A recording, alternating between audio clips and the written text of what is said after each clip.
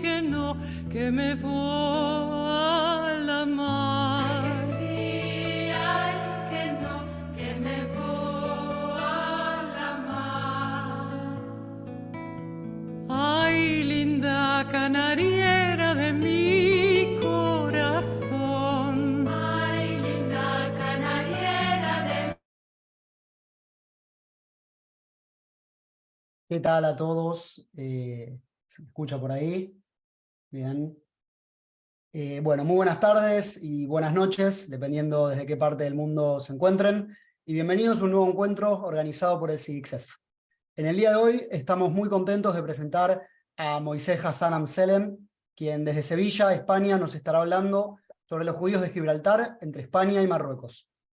Como en cada encuentro, antes de comenzar, queremos agradecerles a las entidades que nos vienen acompañando junto con su auspicio durante estos encuentros, y ellas son la Comunidad Israelita Sefaradí de Chile, el Centro de Estudios Sefaradíes de Caracas, Comunidad Israelita Sefaradí del Uruguay, Centro Cultural Sefaradí de Montevideo, la Sociedad de Beneficencia Israelita Sefaradí del Perú, la Comunidad Hebrea Sefaradí de Bogotá, FECELA, Federación de Entidades Sefaradíes de Latinoamérica, FECERA, Federación de Entidades Sefaradíes de la República Argentina, Tzavta, la Comunidad Betela Argentina y la Comunidad Marroquía Silva de Buenos Aires. Ahora sí, voy a hacerle la palabra a Moisés, y recuerden que cualquier duda, pregunta que tengan, la pueden ir enviando por el chat general, y así Moisés las puede ir levantando, y si no, al final Moisés calculo que dará un espacio para preguntas y ahí podrán evacuarlas. Moisés, todo tuyo. Bienvenido. Bueno, hola, antes de dar la palabra a nuestro querido amigo Moisés Hassan, queríamos primero...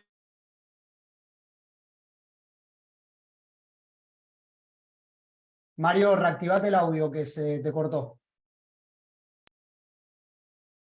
Correcto. Buenas tardes a todos los que están en América Latina, buenas noches a los que nos siguen desde Europa. Hoy pasamos frío acá en la Argentina y América Latina, y un calor inmenso ahí en Europa. Nuestro amigo Moisés dice que está con 40 grados de calor y nosotros tenemos 4 o 5 grados. Pero bueno, esa es la vida y ese es... Bueno, eso es lo que hoy nos toca vivir. Bienvenidos a una actividad de lujo que vamos a tener nada menos que a Moisés Hassan Amselem desde Sevilla.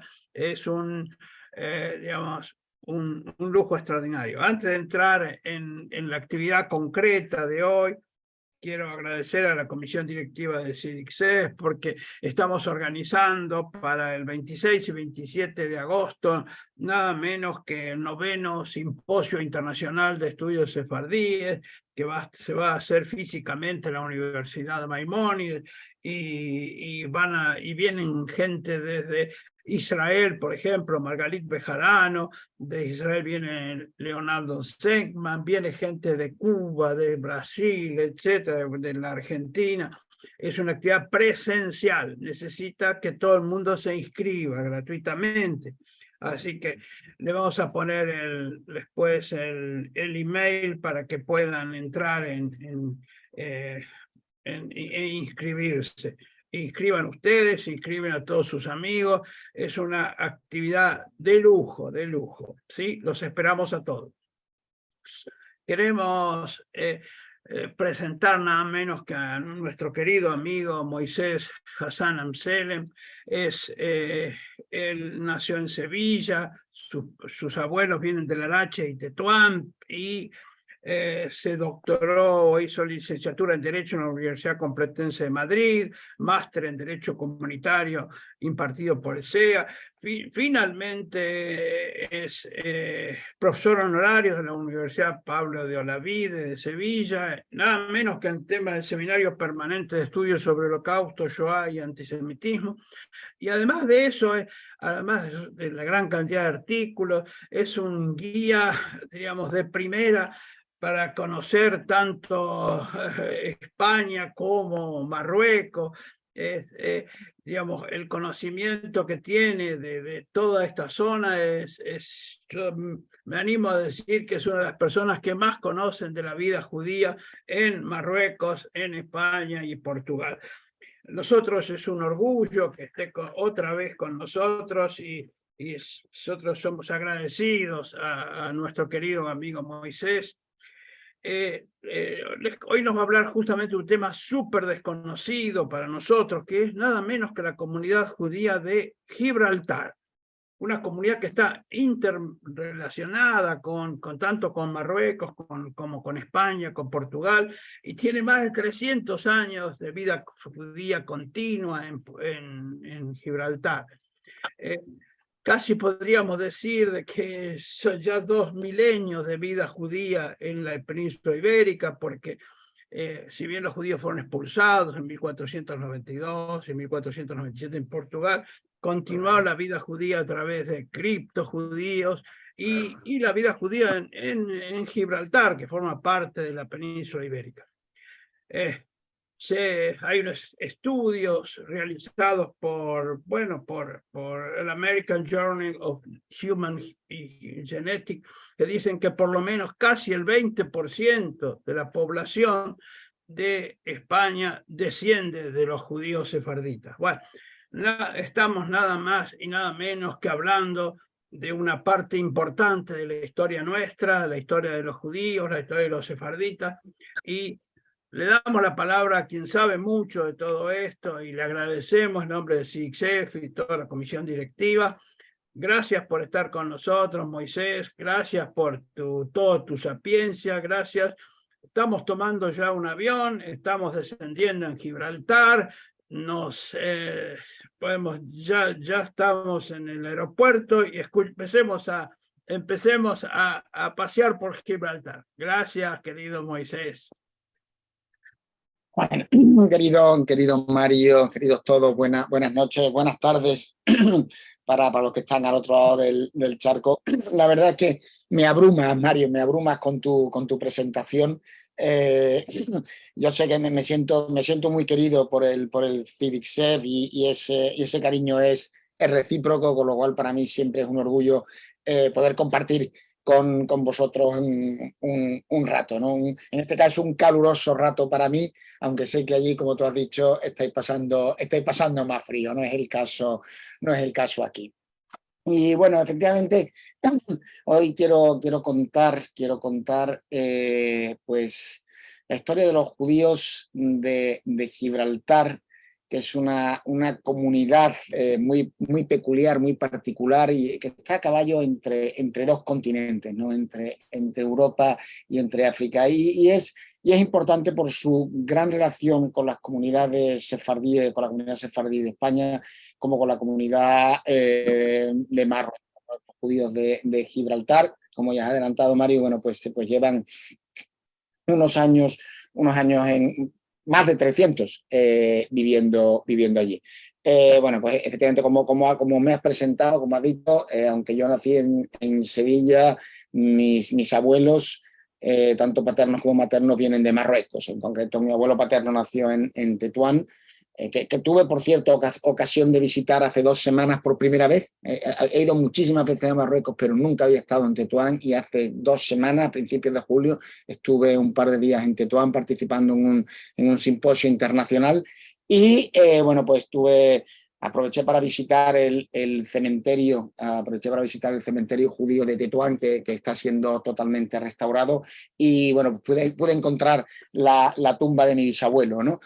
A mí, pues la verdad es que fue un momento muy emocionante para mí. Y bueno, pues sin más dilación, empiezo con mi presentación y si les parece, al final, por supuesto que abriré un turno de preguntas e intentaré responder en la medida de lo posible a todas esas cuestiones que puedan surgir.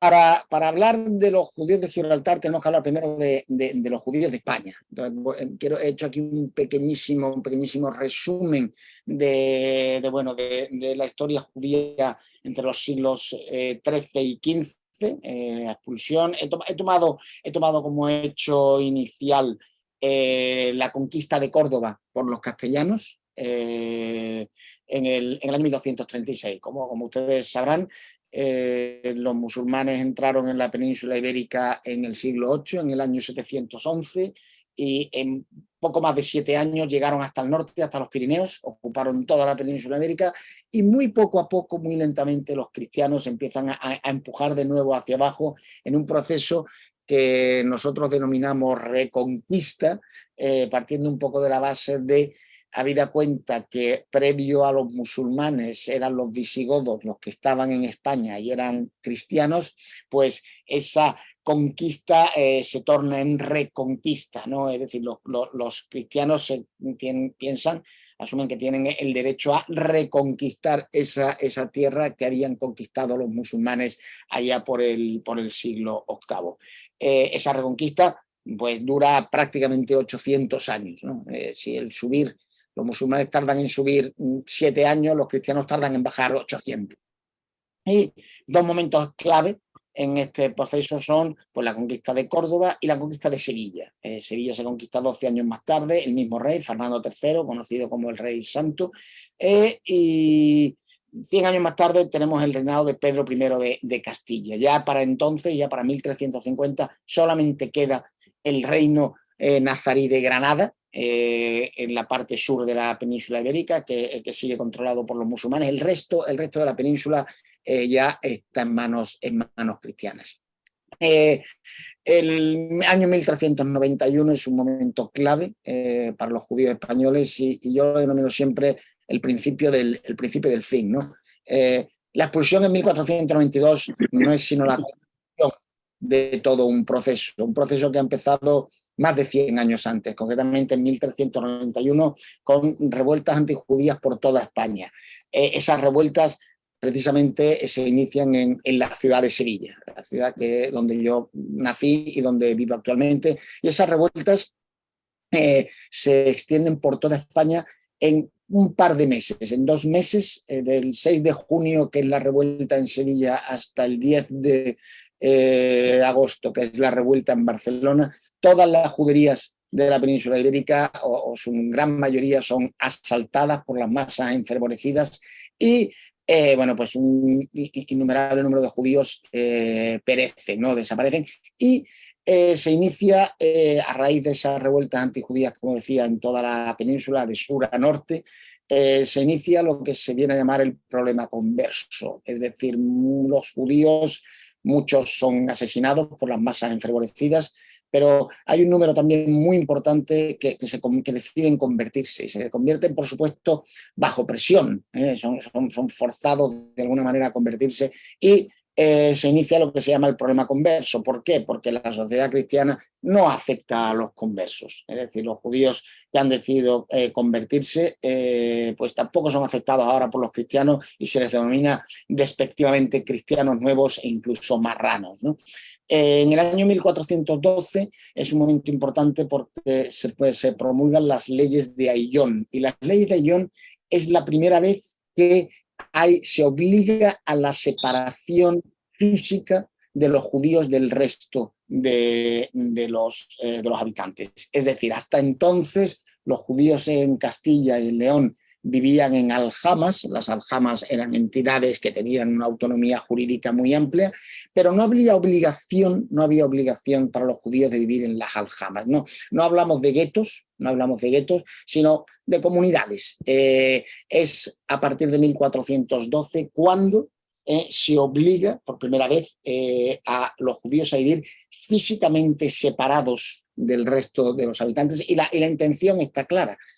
Quieren evitar ese contacto físico entre judíos y conversos, entre judíos y cristianos nuevos, esos judíos que se han convertido y que los cristianos denominan cristianos nuevos. Bueno, pues lo que se busca con ellos es separarlos físicamente, que no estén bajo su influencia. Esas leyes de Ayllón duran 6-7 años, están en vigor y después son nuevamente abolidas, pero ya se ha sembrado algo. Hay un pequeño revival en la vida judía con la publicación de las Takanot de Valladolid, pero ya el daño está hecho, y durante todo el siglo XV hay un sentimiento muy fuerte, no contra los judíos, sino contra los conversos. Y eso hace que en 1478 se cree la Inquisición española. La Inquisición existía como entidad, como brazo religioso de la Iglesia. En este caso hablamos de la Inquisición española porque depende de la monarquía. Es la monarquía castellana y aragonesa, Isabel y Fernando, de alguna manera la cabeza de esa Inquisición. Depende no del papado, sino de la monarquía. Un primer auto de fe en Sevilla en 1481 y finalmente 1492, tras la toma de Granada por los Reyes Católicos y el fin de la Reconquista oficial. 3 meses más tarde se promulga el decreto de expulsión y ese mismo año, un par de meses más tarde, Colón llega a las Indias Occidentales o América, ¿no? He querido aquí poner el decreto de expulsión. He subrayado algunos párrafos porque se ha escrito mucho y se ha dicho mucho sobre los motivos de la expulsión. En el decreto están claros y cristalinos, ¿no? Para los Reyes Católicos, el practicar el judaísmo después de haberse convertido es un crimen. Y lo dice muy claro, son los mencionados judíos encontrándolos muy culpables por los susodichos crímenes y transgresiones contra la santa fe católica. Lo dejan clarito. Y seguimos leyendo el subrayado: si no son convertidos, deberán ser expulsados del reino. Y por ello nosotros ordenamos que los judíos y judías, cualquier edad que residan en nuestros dominios o territorios, que partan con sus hijos, hijas, sirvientes y familiares. Es decir, los motivos de la expulsión no son económicos, como muchas veces alguien ha comentado, son motivos exclusivamente religiosos. Los no católicos no tienen espacio en ese nuevo reino España, que ha nacido a raíz de la fusión de Castilla, León y el último bastión musulmán, el Reino de Granada, que cae en manos cristianas en 1492. Ese y no otro es el motivo de esa expulsión. Y vemos que se dirigen a varios sitios, ¿no? Los judíos españoles, aquellos que deciden no convertirse y deciden afrontar el exilio, se dirigen, pues básicamente van a 3 destinos importantes. Una gran mayoría se va a Portugal. Una gran mayoría se va a Portugal. Fue un error porque, como decía bien Mario al principio, en 1497 los judíos también son expulsados de Portugal. Pero claro, los que se fueron allí en 1492 no sabían que esto iba a ocurrir. Otro número importante se va al norte de África, a Marruecos, y hay un número también importante que se acaban estableciendo en tierras del Imperio Otomano, donde de alguna manera pues se les da la bienvenida. Tenemos, pues eso, un gran grupo de judíos que llegan a Marruecos. ¿Y qué está pasando en Marruecos en ese sentido? Bueno, pues tenemos que rebobinar, tenemos que irnos hacia atrás, tenemos que irnos a tiempos romanos, porque ya hay presencia judía en Marruecos desde hace 2000 años. En época romana había judíos en Marruecos asentados fundamentalmente en el norte y el oeste, concretamente en la zona de la costa entre Tánger y Mogador, e incluso había judíos al sur en las rutas de las caravanas comerciales. Y en el año 615 hay una primera expulsión, de la cual se ha hablado muy poco y es importante. Hay una primera expulsión de judíos de la península ibérica, ¿no? Estamos en la época de los reyes visigodos. La monarquía visigoda es muy agresiva y trata mal a los judíos, y hay una primera expulsión en el año 615. Todavía no existe el Islam como religión. Por eso he puesto el nombre romano de esa provincia, que era la Mauritania Tangitania, ¿no?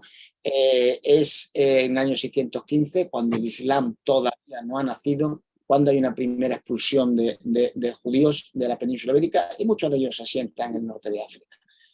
70 años más tarde llegan los musulmanes y automáticamente esos judíos que residen allí, entre las tribus nómadas y paganas y bereberes, esos judíos pasan a ser dhimis. Dhimis podría ser traducido como ciudadano de segunda categoría. Es decir, para los musulmanes, los judíos son gentes del libro, el pueblo del libro. Hay un elemento común, que es Abraham o Ibrahim para los musulmanes, pero bueno, pues los judíos, al ser gentes del libro, tienen un estatus muy particular en esa sociedad. No son esclavos y no son ciudadanos de primera categoría. Digamos que están a un nivel intermedio en el que tienen algunos derechos, no todos, pero tienen algunos derechos. El Marruecos como entidad se entiende o se asume por los historiadores que se funda en el año 788 con la dinastía de los idrisíes, que establecen su capital en Fez. Y es a partir de ese momento, a partir del año 788, cuando hay un inicio de vida judía importante, y tiene como centro la ciudad de Fez. Es decir, esos judíos, aunque son considerados dhimmi, ciudadanos de segunda categoría, pero son parte de la sociedad y hay un cierto movimiento intelectual en el que los judíos toman parte. Y eso dura aproximadamente unos 250 años. Tenemos lo que se llama la Edad de Oro en Fez. Y quizá el más importante, más claro, es Itzhak Al-Fasi. Al-Fasi es nacido en Fez, ¿no? No olvidemos que Al-Fasi, precisamente, él tiene que huir de Fez y se establece en Lucena, en Córdoba, donde hay una academia rabínica en Lucena, y es donde Itzhak Al-Fasi se establece y muere. En el año 1146 los almohades toman el control, y los almohades son mucho más radicales que los musulmanes anteriores que gobernaban, y se acaba ese régimen de semilibertad que tienen los judíos. Los almohades obligan a los judíos a convertirse, ya no les permiten ser dhimmis, ciudadanos de segunda categoría, sino que se les obliga a convertirse. La dinastía almohade llega a su fin y son reemplazados por los meriníes, como en 1269, y de nuevo el judaísmo vive un momento de esplendor. Es decir, la historia de los judíos en Marruecos no deja de ser como una montaña rusa con subidas y bajadas, ¿no? Y siempre va a depender de la voluntad de los gobernantes, ¿no? Entonces, bajo los almohades, los idrisíes no fue bien, bajo los almohades fue mal, bajo los meriníes fue bien, y de nuevo 200 años más tarde se acaban los meriníes, y en 1465 hay un ataque, un pogrom en Fez, y de nuevo volvemos a una mala época. Estamos llegando al momento de la expulsión, ¿no? Estamos llegando al momento de la expulsión, como decía, en el que ahora, pues, a esos judíos que había en el norte de África ya establecidos, se unen los judíos que vienen de la península ibérica. Y de entrada, esos judíos, y hay que decirlo, no son del todo bienvenidos por los propios judíos locales.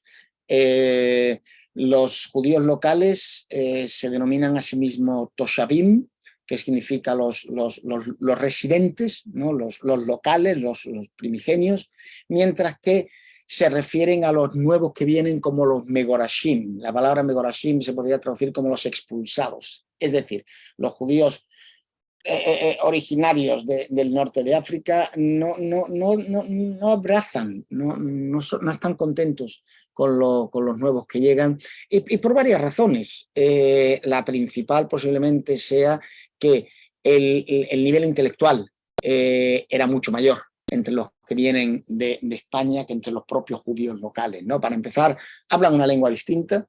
Los judíos marroquíes hablan árabe, los judíos que vienen de España, los sefardíes, hablan español.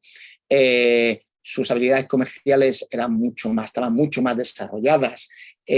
Aportan habilidades en las artes y en los oficios, sobre todo en la confección del hilo, en el bordado de hilo de oro, en el trabajo en metal, en la impresión.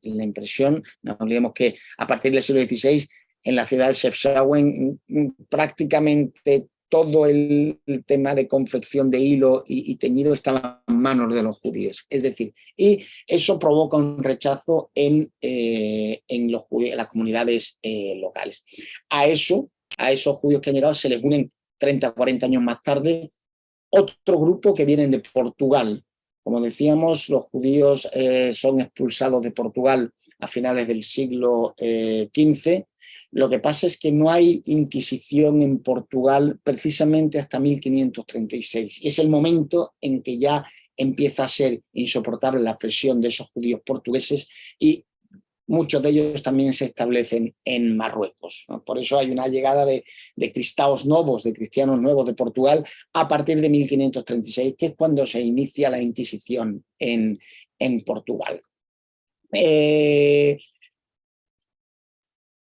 Los judíos en Marruecos, desde siempre, desde la época de los idrisíes, se establecen en juderías, en lo que se denomina llamar el Mellah. El Mellah normalmente está en las cercanías del Palacio Real, porque los sultanes, ellos poseen, ellos son dueños de sus judíos y por eso los tienen siempre cercanos, ¿no? Y además, como decía, de nuevo vivimos un momento, el siglo XVI, principio del XVII, hay un momento de esplendor nuevamente en los judíos de Marruecos, sobre todo por aquellos, los que han llegado nuevos, o sus descendientes, evidentemente, de aquellos judíos que han llegado de España y Portugal. Tenemos el caso de Samuel Palache. Samuel Palache sirvió como intérprete durante la firma del Tratado de Amistad entre Marruecos y los Países Bajos y Holanda, ¿no? Él fue el que hizo de intérprete y de nuevo fue uno de los artífices de ese Tratado de Amistad y Comercio en 1611, ¿no? Lamentablemente, el principio de la dinastía alauita no fue bueno para los judíos a finales del siglo XVII, especialmente bajo el sultán Mullen Rashid. De nuevo vuelve a haber ataques contra los judíos y sobre todo se les imponen taxas, impuestos altísimos, ¿no? Los watasíes, por otra parte, habían tratado bien a los judíos, ¿no? Y en algunos casos, pues, de alguna manera, estos judíos cortesanos van teniendo su sitio en la corte. Pero sí que es verdad que a principios del siglo XVIII, vemos que hay un número importante de judíos que se van a trasladar a Gibraltar. Y ahora veremos por qué. Gibraltar era territorio en principio está en la península ibérica, era parte del reino de Granada, y Gibraltar es tomada por los castellanos, por el reino de Castilla, en 1462. En 1462, Gibraltar, el enclave de Gibraltar pasa a manos del reino de Castilla y sabemos que, 30 años más tarde, todo el reino de Granada va finalmente a caer en manos de los castellanos. Sabemos que hay presencia judía en Gibraltar, en la Roca, desde al menos mediados del siglo XIV, ¿vale? Y sí sabemos que ya a finales del siglo XV, poco antes de la expulsión, algunos judíos provenientes de Sevilla y Granada se asientan en ese enclave en Gibraltar. No olvidemos que es un territorio que pertenece a la corona de Castilla, ¿vale? Entonces sabemos que hay un número importante de judíos de Córdoba y Sevilla que se asientan en Gibraltar, pero muchos de ellos son expulsados y cruzan el estrecho y se dirigen a la ciudad de Ceuta. La ciudad de Ceuta es una posesión en ese entonces portuguesa. Sabemos que en 1492, cuando la expulsión, muchos de los judíos que deciden salir de la península ibérica salen a través de Gibraltar y cruzan y se establecen en Marruecos. Gibraltar es una posesión, es territorio del reino de Castilla y en el año 1700 muere el rey Carlos II de España, muere sin descendencia. Es el último a la postre de la dinastía de los Habsburgo, que gobernó España durante 2 siglos. Y al morir sin descendencia hay dos candidatos, el archiduque de Austria y el nieto de Luis XVI, de Luis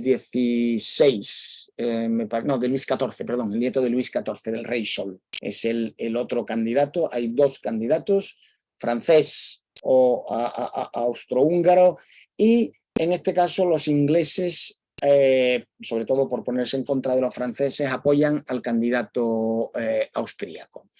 En el año 1704, precisamente en el fragor de esa guerra que está habiendo en España entre partidarios de uno u otro posible monarca, una flota anglo-holandesa desembarca en Gibraltar y toma posesión sobre el sitio. Inmediatamente las autoridades españolas cierran la frontera y cortan el acceso, pretenden aislarla, y es el momento en que la Roca, el enclave de Gibraltar, empieza a ser abastecido desde el norte de África. No olvidemos, vemos que la distancia en su punto más corto, son 14 kilómetros. Entre Tarifa y Punta Malabata hay 14 kilómetros, y entonces comerciantes del norte de Marruecos, en sus barcos, cruzan y aprovisionan a la guarnición inglesa en Gibraltar. Es una forma de sortear ese bloqueo impuesto por las zonas por las tropas españolas.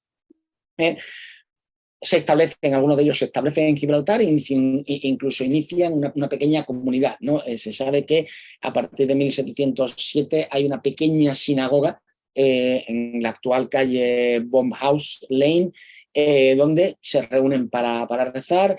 En 1707 judíos de Ámsterdam se asientan en Gibraltar, y en 1713 finalmente España e Inglaterra firman un tratado, el llamado Tratado de Utrecht. Y en el Tratado de Utrecht España cede la soberanía de Gibraltar a los ingleses, y entre otras condiciones imponen la siguiente. El artículo 10 del tratado, que tenemos aquí, lo pueden ver. Su Majestad Británica, a instancias del Rey Católico, consiente y conviene.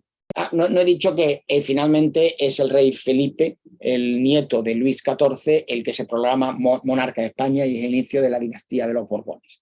Finalmente, en 1713, este rey, el rey Felipe V, acuerda con el rey inglés que se cede la soberanía sobre Gibraltar con la condición de que no se permita por motivo alguno que judíos ni moros habiten ni tengan domicilio en la dicha ciudad de Gibraltar. Es decir, una de las condiciones que imponen los españoles es que no haya judíos en Gibraltar. No olvidemos que está habiendo judíos en Gibraltar desde 1707, en que estos judíos holandeses se han establecido en Gibraltar.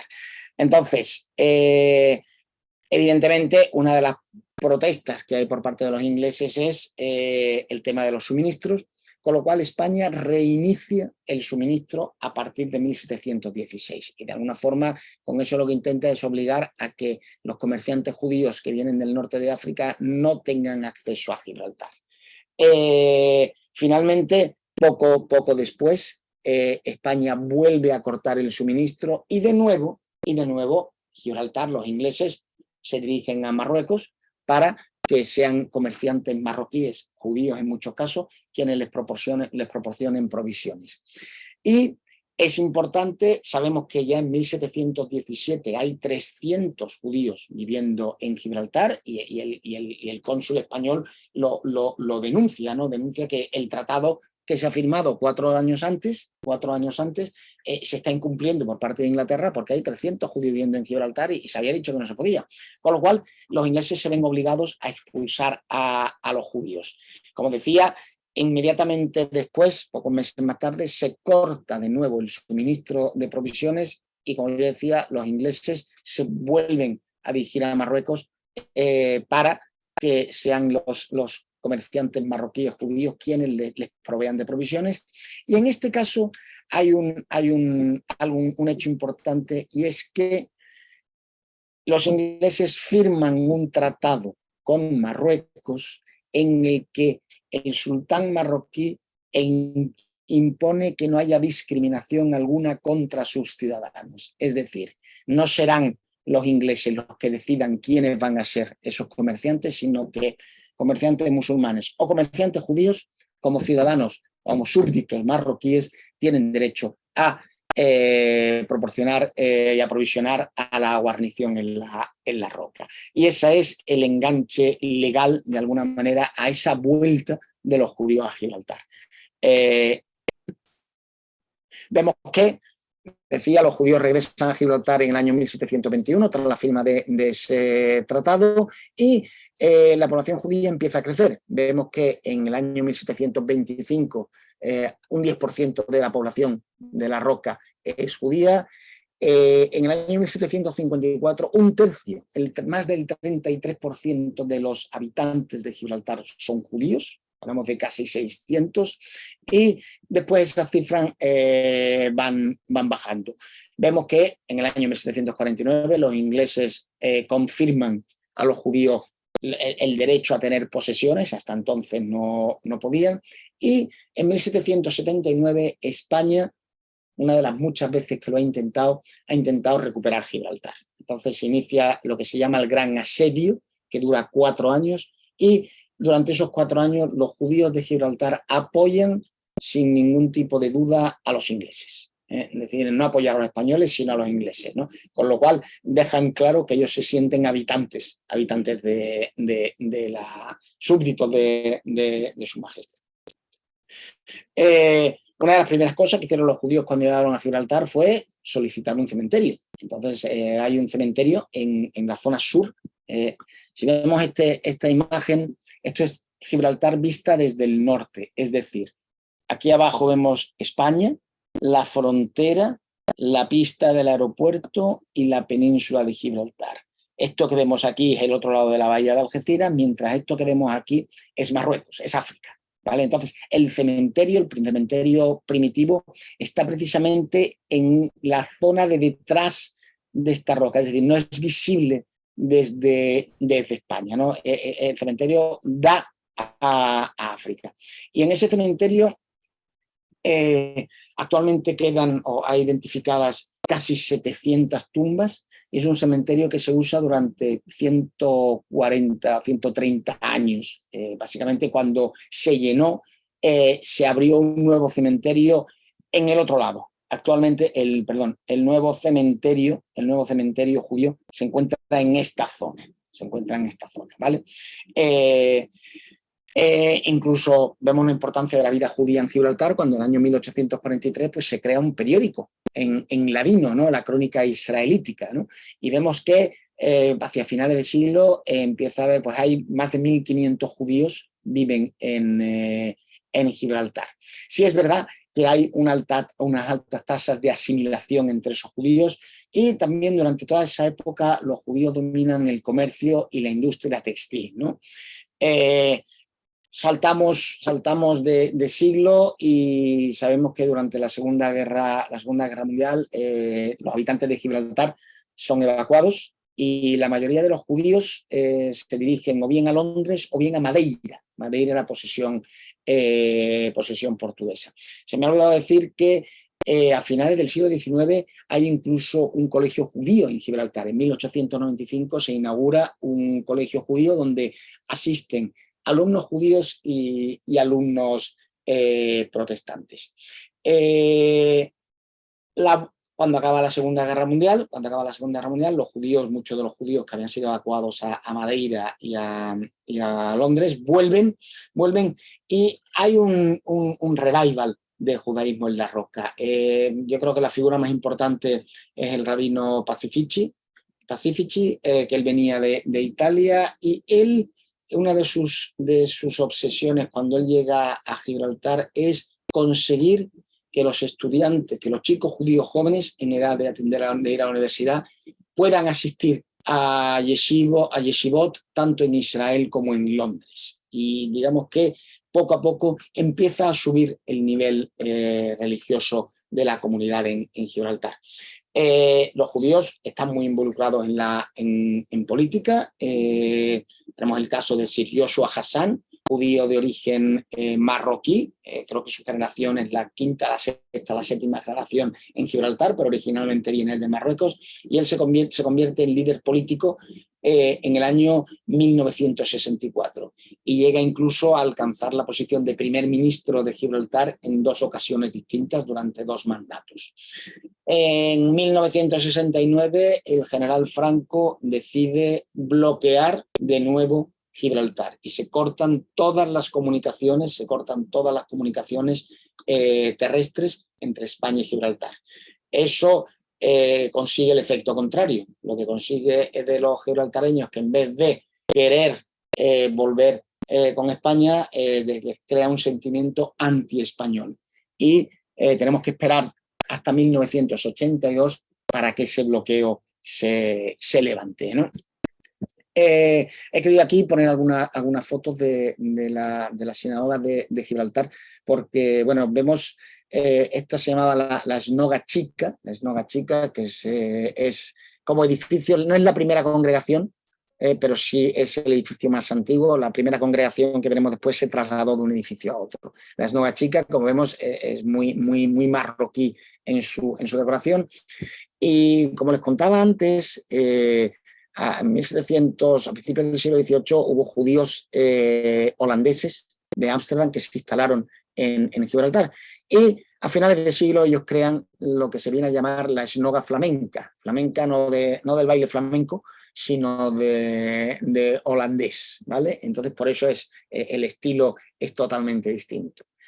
La congregación más antigua, como decía, es Shar HaShamayim, ¿vale? Es la congregación que se ha establecido ya en el año 1724, fundada por Isaac Nieto, que era el hijo del rabino Nieto de Bismarck Synagogue en Londres.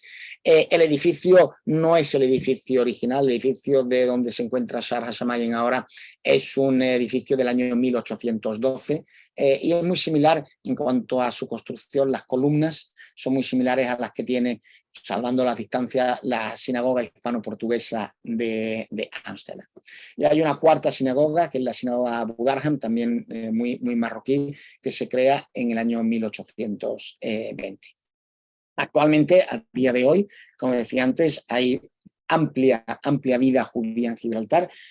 Cuando se jubila el rabino Pacifici, rabino Ron Hasid, que viene de Manchester, él toma el relevo y no solo mantiene, sino que hace crecer a esa comunidad.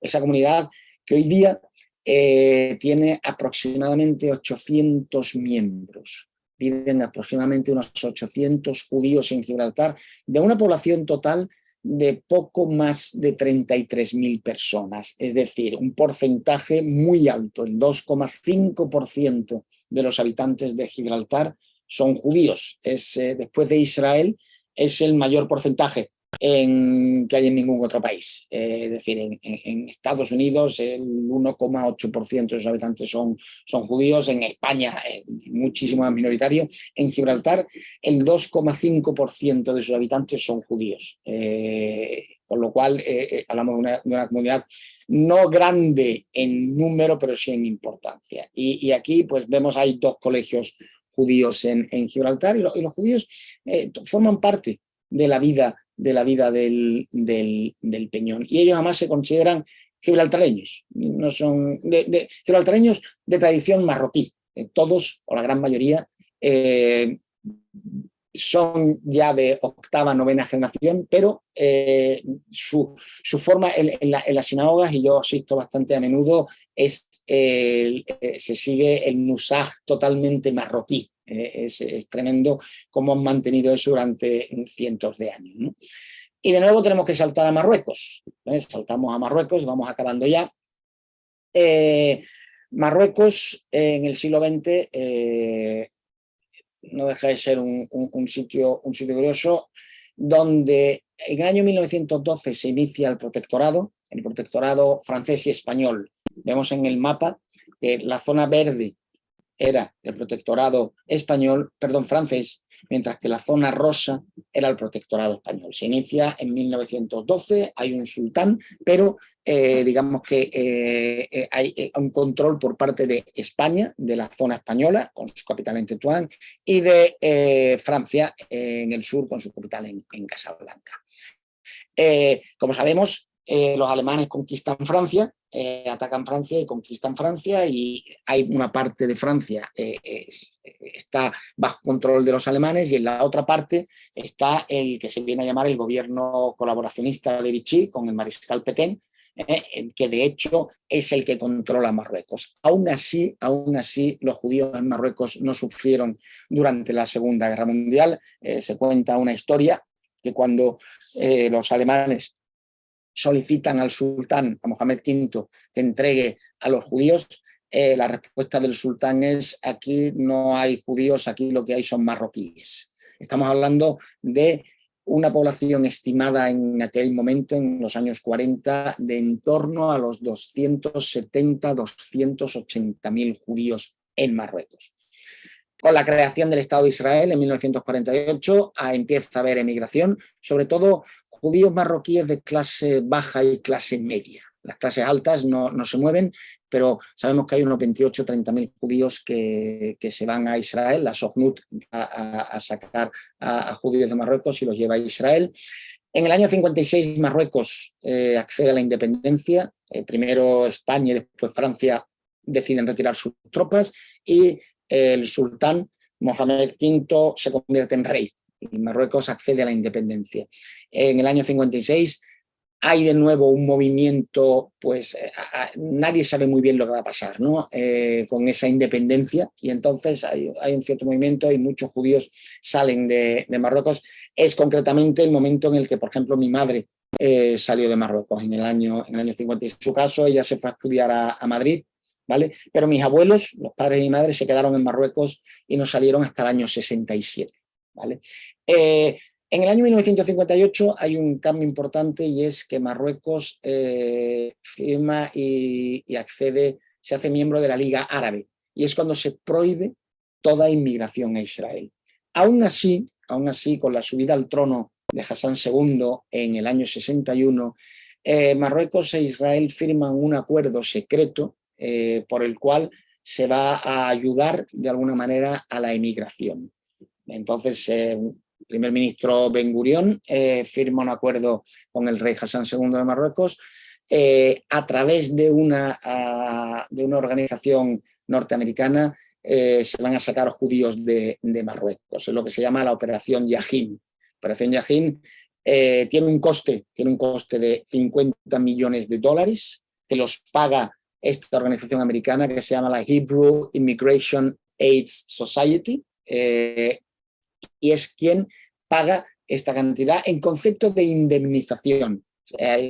Por darle algunos detalles, se paga, hay una primera entrega de $500.000 que se le da al gobierno marroquí, y por cada judío que se permita salir, el gobierno marroquí recibirá $250, hasta un máximo de 50.000. A partir de ese número, esa cantidad baja a los $100. Se estima que unos 80.000, 90.000 judíos salen de Marruecos durante la Operación Yahin, con un coste, como decía, pues superior a los 50 millones de dólares que recibe el gobierno marroquí. Todo esto, lamentablemente, llega a su fin porque en el año 64 hay un pequeño barco, porque lo sacaban a través de Gibraltar precisamente, y hay un pequeño barco que se hunde cuando está entrando en el puerto de Gibraltar, y es cuando toda la operación se destapa. Por supuesto, el Reino de Marruecos queda en una posición muy comprometida con el resto de naciones de la Liga Árabe, pues que están colaborando con la entidad sionista, ¿no? Con Israel, y entonces es cuando, pues de alguna forma, toda esa inmigración ilegal que está habiendo, con la ayuda de tanto el gobierno de Franco en España como de los ingleses en Gibraltar, pues se había venido haciendo. Para el año 1967, poco después de la Guerra de los 6 días, solamente quedan 40.000 judíos en Marruecos. Recuerden, 20 años antes había 280.000 judíos en Marruecos. Aún así, Marruecos y Israel siguen manteniendo relaciones de bajo nivel, no oficiales, pero sí oficiosas, con ministros israelíes visitan Rabat. Con motivo de la segunda intifada, en el año 2000 se cierra la oficina de enlace que había entre Rabat y Tel Aviv. Aún así, 3 años más tarde, el ministro de Asuntos Exteriores israelí visita Marruecos y hay un momento álgido, es el año 2011. En el año 2011, Marruecos promulga su nueva constitución. Y la Constitución de Marruecos, en su preámbulo, menciona de manera clara las raíces, las influencias hebraicas en la unidad de Marruecos. Es decir, les leo porque creo que merece la pena. Lo traduzco del francés. Dice que la unidad de la nación marroquí está fortalecida por la convergencia de sus raíces árabo-islámicas, bereberes, saharauis, y están enriquecidas por sus influencias africanas, andalusíes, hebraicas y mediterráneas. Creo que es importante destacar que es la única, no me equivoco, la única constitución del mundo donde se menciona el elemento judío en la formación del país. Yo creo que esto es algo bastante relevante. Y ya, como todos saben, en el año 2020, con la firma de los acuerdos de Abraham, Marruecos e Israel restablecen sus relaciones y bueno, pues estamos muy cercanos a que se abra una embajada de Israel en Rabat y una embajada de Marruecos en Tel Aviv. A día de hoy sigue habiendo judíos en Marruecos, quedan aproximadamente unos 2.500 judíos en Marruecos. Aquí vemos imágenes de las sinagogas de la ciudad de Fez. La de la izquierda es la sinagoga actual, la sinagoga Ben Sadón. Tuve ocasión de estar allí hace unos meses, un viernes por la noche. Y las otras dos son las sinagogas antiguas, las sinagogas Ibn Danán y Slat al-Fasiyin. Curiosamente, recuerden lo que les contaba al principio, los judíos que llegan de España, los Megorashim, son rechazados por los judíos locales, los Toshabim, y rezaban en sinagogas distintas. Aquí tenemos dos ejemplos claros de una sinagoga de unos y otra sinagoga de otros. Este es el cementerio judío de Fez, que está siendo rehabilitado. A día de hoy está habiendo un movimiento muy importante en Marruecos para la rehabilitación del patrimonio judío, sobre todo sinagogas y cementerios. Aquí vemos la sinagoga Naón en la ciudad de Tánger, con el cementerio de Tánger. La actual sinagoga de Marrakech, en el Mellah. En Marrakech hay 2 sinagogas en uso actualmente, hay una pequeña comunidad de unas 150 o 200 personas en Marrakech, y esta es la sinagoga de la judería del Mellah, junto con el cementerio, y la mayor comunidad está en Casablanca. En Casablanca actualmente existen 11 sinagogas que funcionan a día de hoy. Hay 2 colegios judíos en Casablanca, creo recordar que son 4 restaurantes kasher, hay panaderías, hay una gran vida judía en Marruecos, ¿no? Y aquí vemos un ejemplo pues, de las bodas o las fiestas judías. Aquí vemos en Kippur el rabino Banón de Chabad, pues, haciendo la capará con los pollos. Y esta foto es la inauguración de lo que se llama Bet Dakira, la Casa de la Memoria en la ciudad de Essaouira, en donde el rey Mohamed VI asistió a la inauguración, de alguna forma dando un mensaje hacia sus súbditos, ¿no? Como dando claro a entender que los judíos son tan marroquíes como el resto de los ciudadanos. Y a día de hoy, las comunidades españolas, yo quería aquí hacer una pequeña mención a las comunidades del sur de España, Sevilla, Málaga, Torremolinos y Marbella, son comunidades que están compuestas mayoritariamente de personas que provienen de Marruecos, o bien como yo, nacidas aquí, pero de padres marroquíes o personas que nacieron en Marruecos y que salieron de allí en los años 80 y se establecieron en el sur de España, ¿no? Y aquí vemos las 4 sinagogas que existen a día de hoy en Andalucía. Esta es la sinagoga de Torremolinos, esta es la sinagoga de Sevilla, esta es la sinagoga de Málaga y esta es la sinagoga de Marbella, ¿no? Estas son las comunidades judías actuales en el sur de la península ibérica. Y bueno, he querido traer aquí el documento fundacional de la Comunidad de Sevilla, ciudad en la que yo vivo, que es del año 66 y bueno, pues es esta persona aquí, bueno, don Simón Hassan Benasaya, bueno, pues es que era mi padre y fue la persona que consiguió crear esta comunidad aquí en Sevilla en 1966, cuando ni siquiera había libertad religiosa en España en tiempos de Franco. Aún así, él consiguió un documento que le permitía reunirse cuando él llegó a Sevilla con otros judíos que vivían aquí. Y bueno, fotos. Y yo creo que esto es todo. Creo que 50 y tantos minutos de presentación. Quiero dejar tiempo para las preguntas, que estoy seguro que habrá muchas preguntas. Así que muchísimas gracias por su atención y, bueno, y espero poder responder a todas sus preguntas. Bueno, excelentísimo. La verdad, estarás viendo los aplausos de la gente que está aplaudiendo en este momento. Ha sintetizado la historia de más de 500 años. Hay 2 o 3 preguntas. Nada más. Bueno, yo te he escuchado en otra oportunidad decir que hoy los judíos de Marruecos, los musulmanes de Marruecos, incluso hablan algunas palabras en hebreo por razones comerciales. ¿Es cierto eso? Absolutamente. Es increíble, Mario, lo que ha cambiado el país desde que se firmaron los acuerdos de Abraham en 1920, en el año 2020, perdón. Y sí que es verdad que ahora mismo hay vuelo diario desde Tel Aviv a Casablanca, ¿vale? Se escucha muchísimo hebreo en las calles de Casablanca, en el Zoco, y los marroquíes todos han aprendido algunas palabras en hebreo para dirigirse a los israelíes, ¿no? Es tremendo las ganas que había de que esta normalización se pudiera suceder. No es fácil, no podemos olvidar que durante muchos años, bueno, pues Israel era visto como el enemigo, ¿no? Entonces, la mentalidad de las personas no cambia, pero sí que es verdad que en el caso de Marruecos, a pesar de ser un país árabe, siempre ha tenido muy presente ese elemento judío de su sociedad.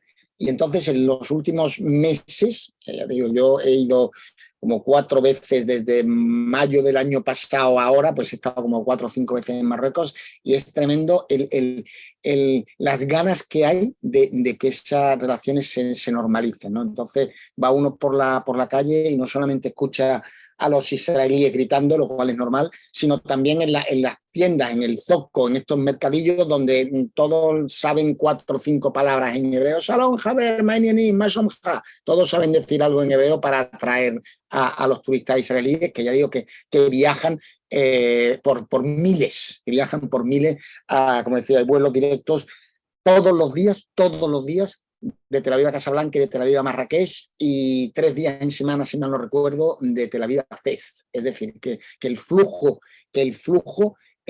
todavía sí que es verdad que hay muchos más israelíes que van a Marruecos que marroquíes que vayan a Israel. Pero bueno, todo poco a poco. Hay una pregunta sobre si tenés alguna referencia sobre los chuetas marroquíes. Yo no conozco nada respecto a los chuetas y la relación con Gibraltar, no conozco nada. Otro comentario.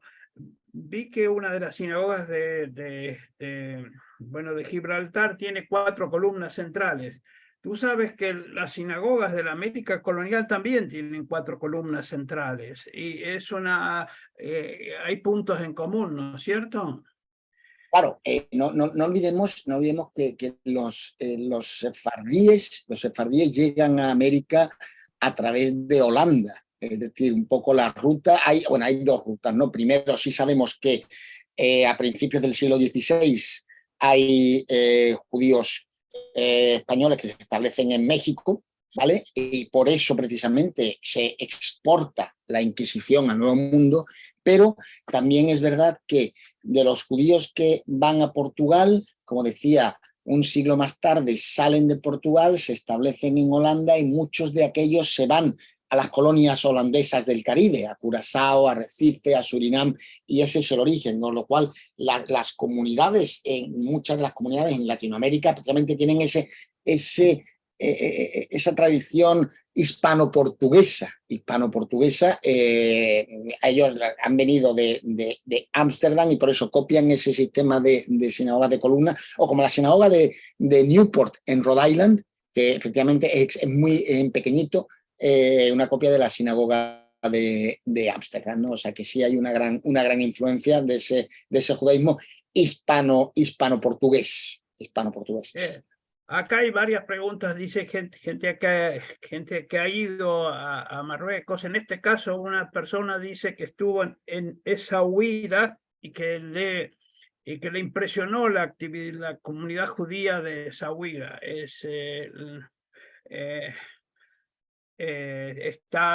¿Conoces algún detalle sobre esa comunidad? Essaouira fue una de esas ciudades en donde hubo una altísima población judía. Creo que Essaouira era el antiguo Mogador, se llamaba antiguamente Mogador y fue dominio portugués. Y en el siglo XVIII, si mal no recuerdo, finales del XVIII, más de la mitad de la población de Essaouira era judía. A día de hoy hay una pequeñita comunidad en Essaouira. Es donde han abierto el museo, la Casa de la Memoria, Beit Akira. Se ha rehabilitado el cementerio y se ha rehabilitado la sinagoga del rabino Jaime Pinto.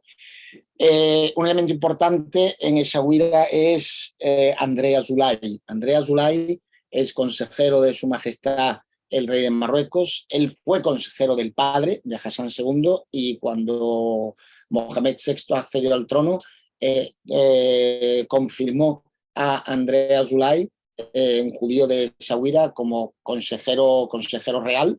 Y él es, digamos que viaja por el mundo representando al Reino de Marruecos y a los judíos del Reino de Marruecos. Y como decía antes, cuando se inauguró la Casa de la Memoria Beit Akira en Essaouira, el propio rey de Marruecos asistió a la ceremonia, lo cual quiere decir mucho. Es decir, que el rey de alguna forma, la monarquía, digamos que hay asuntos en Marruecos que son asuntos de Estado, en donde el control lo mantiene el rey. Es decir, el rey de Marruecos tiene cierto poder. Es un rey, en algunos aspectos, un rey ejecutivo. No es como el rey de España, que es una figura simbólica.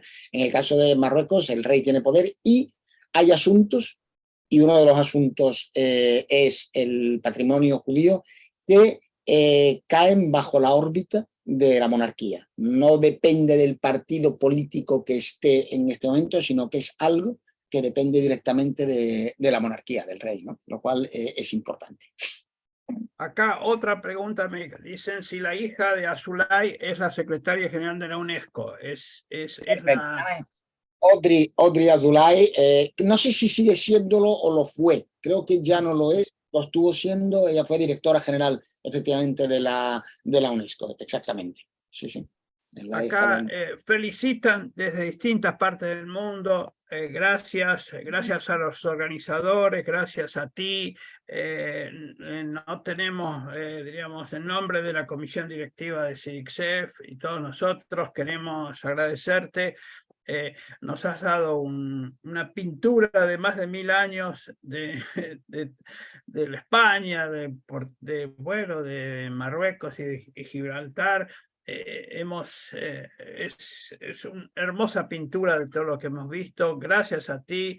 Les recordamos a la gente que el 26 y 27 de agosto tenemos ese gran simposio internacional de estudios sefardíes que espero que nos acompañen. Y gracias a ti, gracias a todos los que, siguen las felicitaciones, gracias de aquí, gracias de allá.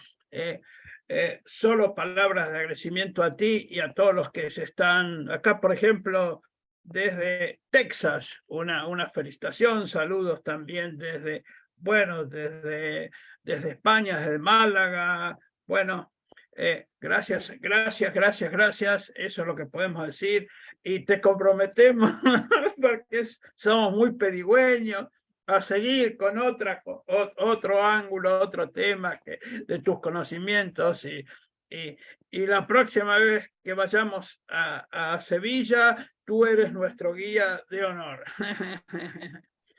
Claro que sí, encantado y por supuesto que sí, buscaremos otro tema de interés, buscaremos otro tema de interés sobre el que que les pueda hablar. Siempre estoy, como sabes, Mario, encantado de estar con vosotros un rato, aunque sea en la distancia, ¿no? El cariño es el mismo y por supuesto que sí, contad conmigo para todo lo que queráis, Mario.